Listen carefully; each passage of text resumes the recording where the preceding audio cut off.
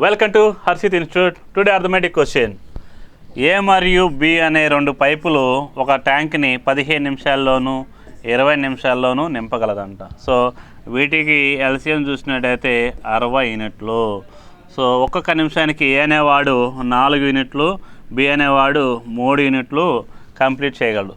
కానీ 4 నిమిషాల తర్వాత ఏ పైపు మూసివేయబడింది అంటే 4 నిమిషాలు ఇద్దరు కలిసే చేశారు కదా, 4 + 3 7. ఒక్కొక్క నిమిషానికి 7 యూనిట్లు కంప్లీట్ చేసినైతే 4 నిమిషాలకి వీళ్ళు 28 యూనిట్లు కంప్లీట్ చేయగలరు. సో 68 - 28 32 యూనిట్లు ఇంకా బ్యాలెన్స్ ఉంది. దాన్ని ఎవరు చేయాలి? బి చేయాలి. బి నిమిషానికి ఎన్ని యూనిట్లు వర్క్ చేయగలడు? 3 యూనిట్లు చేయగలడు. సో 32/3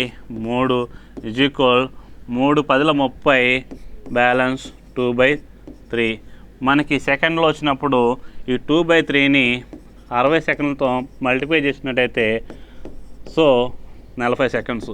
10 నిమిషాల 40 సెకండ్లు అనేది బికి మిగిలిన ట్యాంక్ని నింపడానికి పట్టిన సమయం. కానీ ట్యాంకుని నింపడానికి ఎంత సమయం పట్టింది అంటే టోటల్ టైం మొదట 4 నిమిషాలు ప్లస్ 10 నిమిషాల 40 సెకండ్లు, టోటల్గా 14 నిమిషాల 40 సెకండ్లు. Option D is the right. Thank you so much.